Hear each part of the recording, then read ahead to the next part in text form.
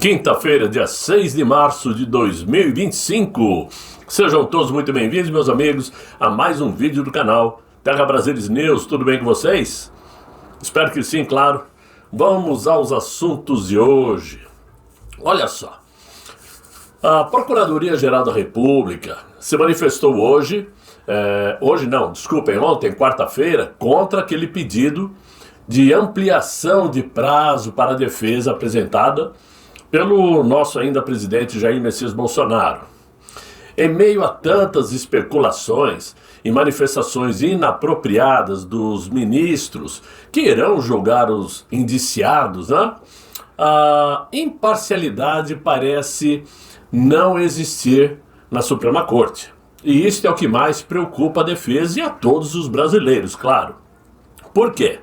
Segundo a Lei Orgânica da Magistratura, que exige aí uma postura ética rigorosa, determinando que as manifestações dos magistrados sejam sempre técnicas, fundamentadas e alinhadas aos princípios constitucionais, os atuais ministros da mais alta corte parecem seguir outra doutrina, principalmente aquela determinada por eles mesmos.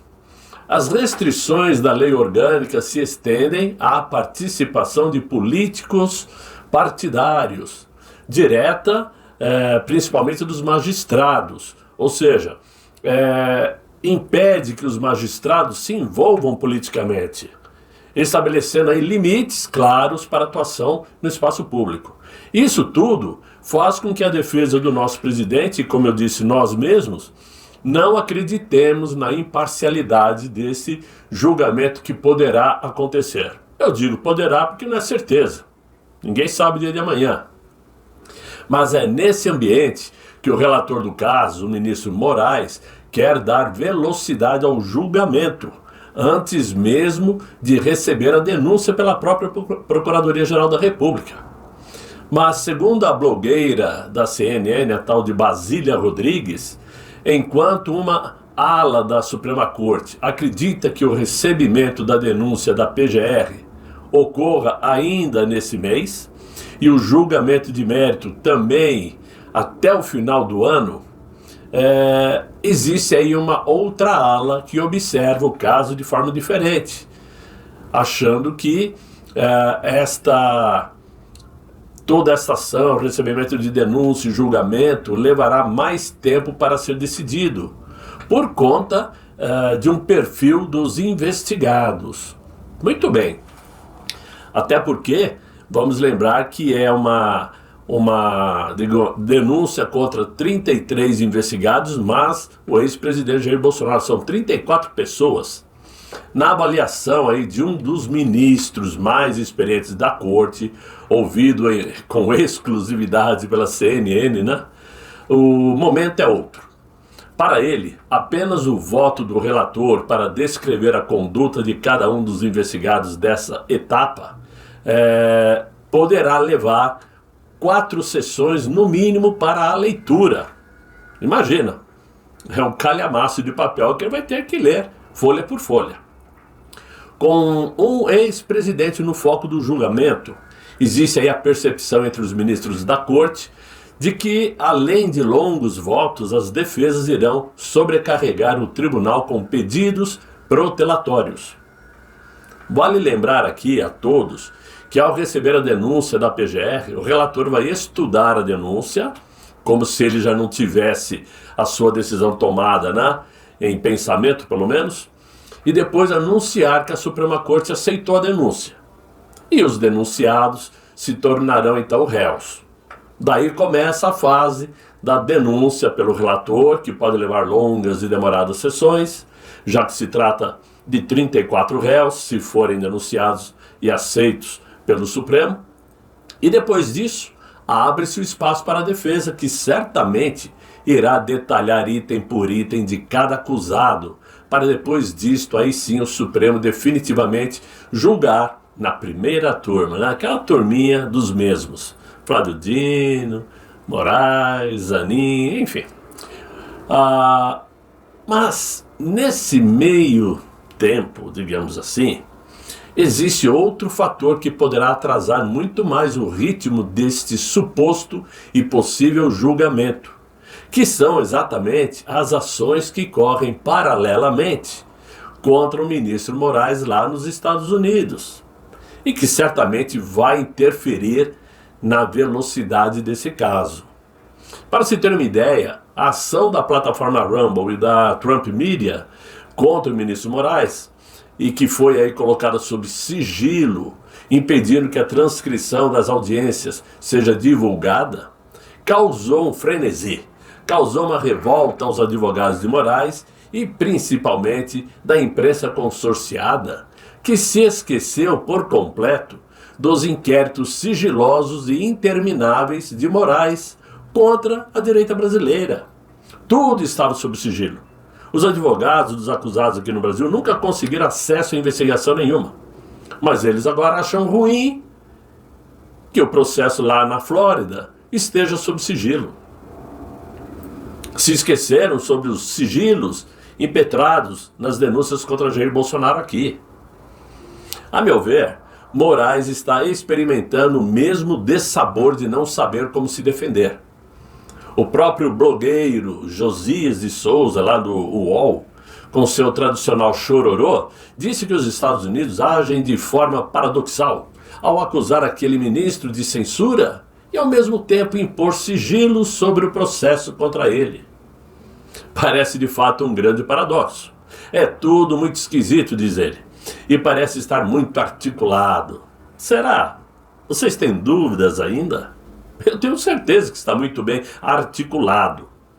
Agora o Congresso dos Estados Unidos está se equipando para aprovar aquela proposta que já passou por um comitê e que proíbe Moraes, sem mencionar o nome dele, de entrar nos Estados Unidos. Donald Trump tem maioria e tudo indica que vão aprovar essa proposta.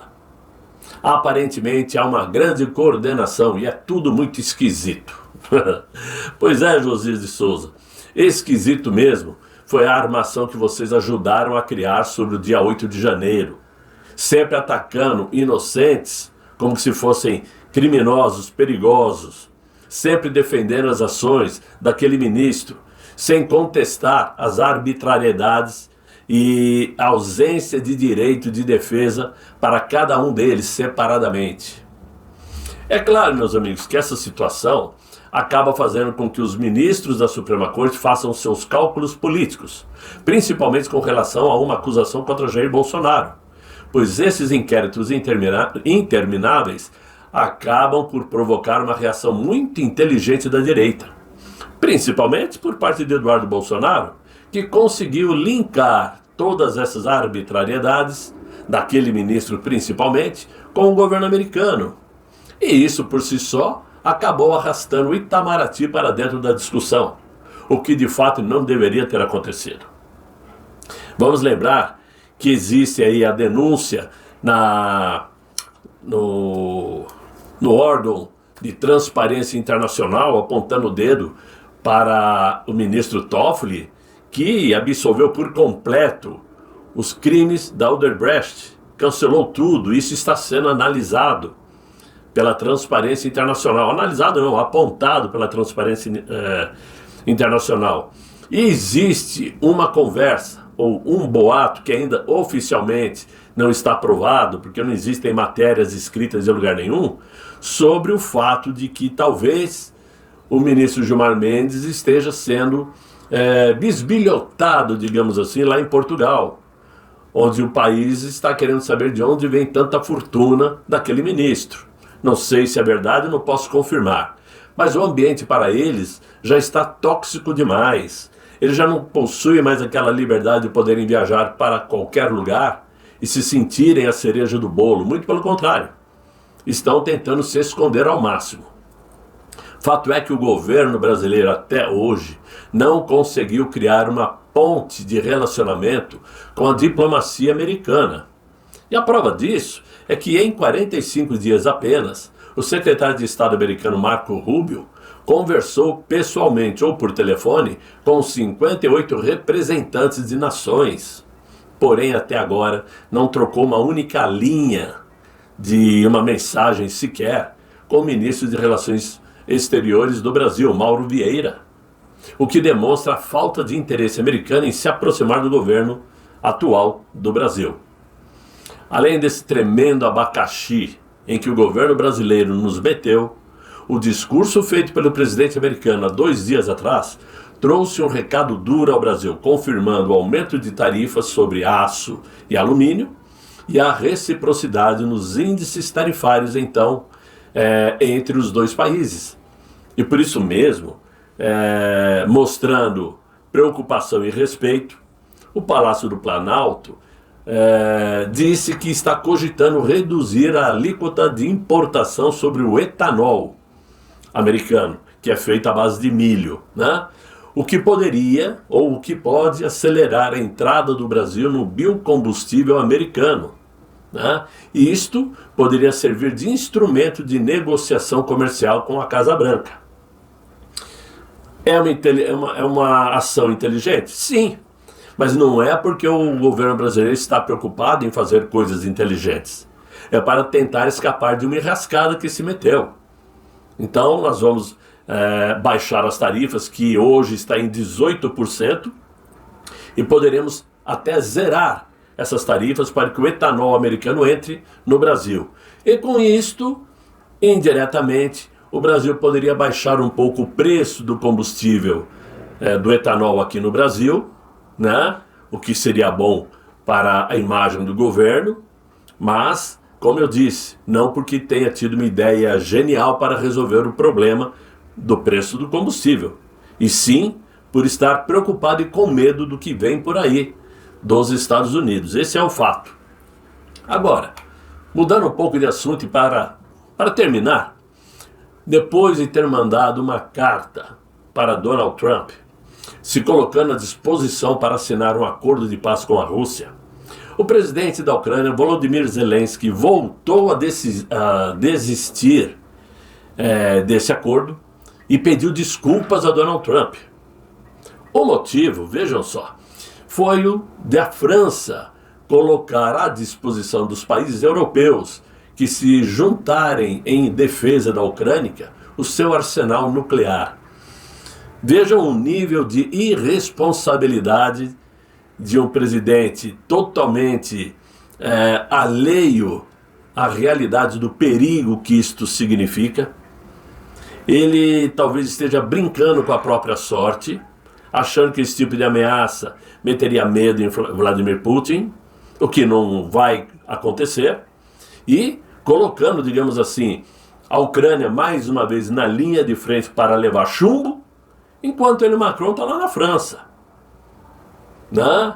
Enquanto o tal do Stammer lá na Inglaterra está lá em Londres, tranquilinho, e coloca o boneco Volodymyr Zelensky na linha de frente.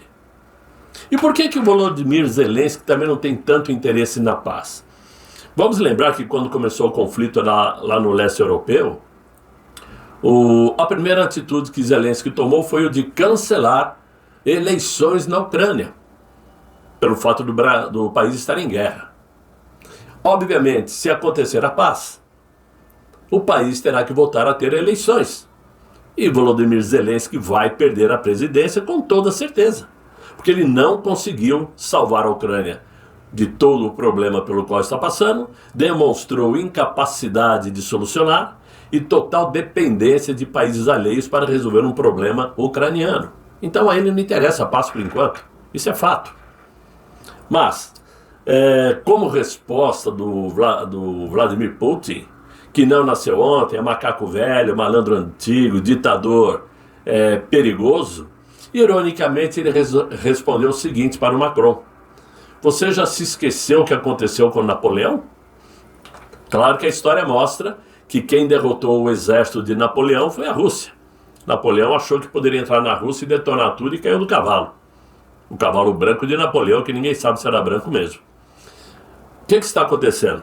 O que está acontecendo é que esse conflito está ajudando muita gente a vender armamentos. A indústria de defesa de todos esses países da Europa precisam vender armas, precisam fazer dinheiro com o armamento. E o Vladimir Putin está recebendo isto olhando para o próprio umbigo, como eu disse agora, pensando em se perpetuar por enquanto no poder, acreditando que mais hora menos hora o Vladimir Putin desista do conflito, coisa que não vai acontecer. Então, meus amigos, esse é o risco que o mundo está passando por conta de uma bobagem ou uma imbecilidade. Essas ações europeias podem colocar aí o mundo num conflito mundial. Isso não seria bom para absolutamente ninguém. Enquanto isso aqui, nós vamos tocando o barco, acreditando sim que nem nesse ano de 2025 sairá julgamento algum contra o nosso ainda presidente Jair Messias Bolsonaro. É nisso que eu aposto. Ok? Preste atenção que terá outro vídeo ainda hoje, tá? Quem estiver assistindo esse, procure que tem mais outro com a mesma data do de hoje. Eu vou até trocar a camisa para não confundir, ok? E espero que vocês curtam os vídeos, deixem os likes, se inscrevam no canal, participem colaborando com o Terra Brasilis News para que a gente dê continuidade a esse trabalho. Por hora, eu desejo a vocês um excelente final de noite, muito bom descanso e até amanhã, se Deus quiser, Ele há de querer. Fiquem bem, fiquem com Deus.